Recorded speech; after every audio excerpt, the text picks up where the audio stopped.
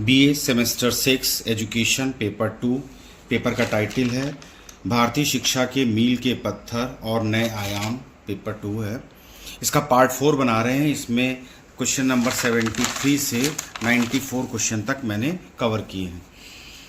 73 question, वायु ऊर्जा कैसे प्राप्त होती है? पहला, वायुमंडल में उपस्थित हवा से, जल से, सूर्य के प्रकाश से या कोयले से। इसका सही आंसर है वायुमंडल में उपस्थित हवा से। क्वेश्चन नंबर 74 है, विद्युत ऊर्जा संग्रहण के लिए कौन कौन सी तकनीकें वर्तमान में उपलब्ध हैं? पहला ऑप्शन है पंप हाइड्रो संग्रहण, ऊर्जा घर दूसरा है, तीसरा है बैटरी संग्रहण और चौथा है उपरोक्त तीनों से। तो उपरोक्त तीनों से ये सही आंसर है। बायोमास ऊर्जा का स्रोत निम्नलिखित में से कौन सा है? इसके 4 कथन हैं। सौर ऊर्जा, दूसरा है जैविक सामग्री, वायुमंडलीय ऊर्जा, जल ऊर्जा।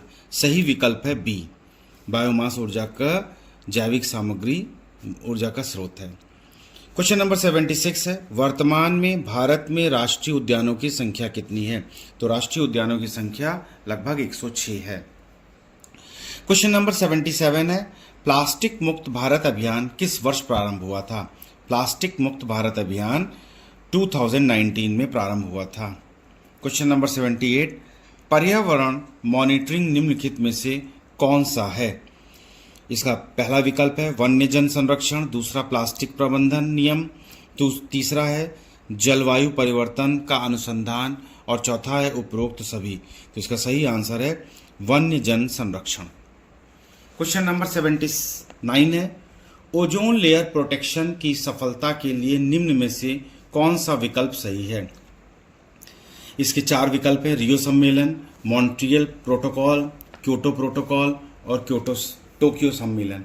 इसका सही विकल्प है विकल्प B, Montreal protocol. Question number 80 है, प्लास्टिक प्रदूषण का समाधान निम्न में से किस तकनीक से किया जा सकता है? इसके 4 विकल्प हैं सौर ऊर्जा से, युवा संगठनों के सहयोग से, बायोडिग्रेडेबल प्लास्टिक से, उपरोक्त सभी। तो इसका सही आंसर है आंसर सी, बायोडिग्रेडेबल प्लास्टिक से। क्वेश्चन नंबर 81 है, पेरिस समझौता किस वर्ष हुआ था? पेरिस समझौता 2015 में हुआ था। क्वेश्चन नंबर 82 है, पेरिस समझौते का संबंध निम्नलिखित में से किस विषय से संबंधित है? इसके 4 विकल्प हैं जलवायु परिवर्तन से, प्रदूषण नियंत्रण से, ऊर्जा संरक्षण से, वन्य जन संरक्षण से। सही विकल्प है विकल्प ए।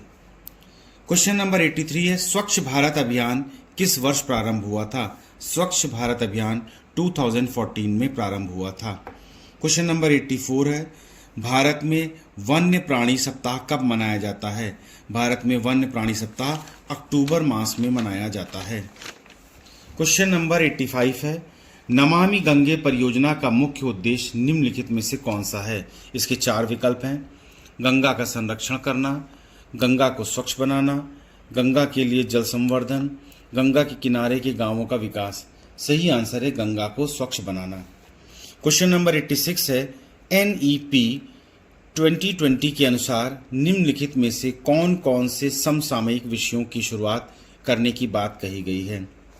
इसके 4 विकल्प हैं भौतिक शास्त्र की पढ़ाई, गणित की पढ़ाई, साहित्य और चौथा है आर्टिफिशियल इंटेलिजेंस, डिज़ाइन थिंकिंग एवं पर्यावरण शिक्षा। इसका सही आंसर ऑप्शन डी है। क्वेश्चन नंबर 87 है, पर्यावरण शिक्षा के लिए निम्नलिखित में से किन स्तरों पर समन्वय होना चाहिए?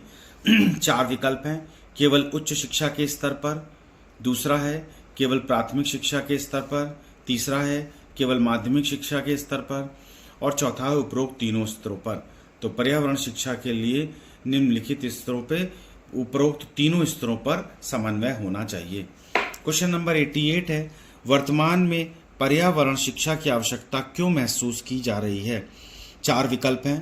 पहला है प्राकृतिक संसाधनों के संरक्षण के लिए, दूसरा राजनीतिक स्थिरता के लिए, तीसरा आर्थिक विकास के लिए और चौथा है सामाजिक न्याय के लिए। तो सही विकल्प है प्राकृतिक संसाधनों के संरक्षण के लिए। क्वेश्चन नंबर 89 है, पर्यावरण शिक्षा हमें निम्न में से क्या सिखाती है? पहला है केवल साहित्य, दूसरा समाजशास्त्र, तीसरा केवल विज्ञान और चौथा है पर्यावरण और जीवन की गुणवत्ता की रक्षा के लिए। तो इसका सही विकल्प है डी, पर्यावरण और जीवन की गुणवत्ता की रक्षा के लिए। क्वेश्चन नंबर 90, मनुष्य द्वारा स्थापित कृत्रिम पारिस्थितिकी क्या कर रहा है? इसके 4 विकल्प हैं। पहला है व्यापार, दूसरा है पर्यावरण का दोहन, तीसरा है प्रदूषण बढ़ाना और चौथा है ऊर्जा का उत्पादन। सही आंसर है पर्यावरण का दोहन। क्वेश्चन नंबर 91 है, निम्नलिखित में से किस घटक ने पर्यावरण की चेतना में जागरूकता पैदा की? पहला ऑप्शन है भूस्खलन ने, दूसरा भूकंप ने, तीसरा ग्लोबल वार्मिंग ने और चौथा बाढ़ ने। तो पर्यावरण के प्रति जागरूकता सबसे ज़्यादा जो पैदा की है वो घटक है ग्लोबल वार्मिंग ने। क्वेश्चन नंबर 92 है, पर्यावरण शिक्षा की आवश्यकता किसके लिए है? पहला विकल्प है समाज के सभी वर्गों के लिए है, दूसरा केवल सरकारी एवं अर्ध सरकारी कर्मचारियों के लिए है, केवल विद्यार्थियों के लिए आवश्यक है और चौथा है केवल शिक्षकों के लिए आवश्यक है। इसका सही आंसर है समाज के सभी वर्गों के लिए है। क्वेश्चन नंबर 93 है, पर्यावरण शिक्षा को मजबूत करने के लिए किस दृष्टिकोण से विषय वस्तु का चयन करना आवश्यक है? पहला है साहित्यिक, दूसरा है भावात्मक, तीसरा है कलात्मक और चौथा है वैज्ञानिक। सही आंसर है वैज्ञानिक। क्वेश्चन नंबर 94 है, 1981 में भारतीय पर्यावरण संस्था द्वारा सुझाए गए सुझावों के अनुसार पर्यावरण शिक्षा का मुख्य उद्देश्य निम्न में से कौन सा है? 4 विकल्प हैं। विज्ञान के क्षेत्र में विकास करना, दूसरा साहित्य के क्षेत्र में विकास करना, तीसरा प्रौद्योगिकी के क्षेत्र में विकास करना और चौथा है मानव प्राकृतिक वातावरण संबंधों की जागरूकता पैदा करना। इसका सही आंसर है मानव प्राकृतिक वातावरण संबंधों की जागरूकता पैदा करना, ऑप्शन डी है।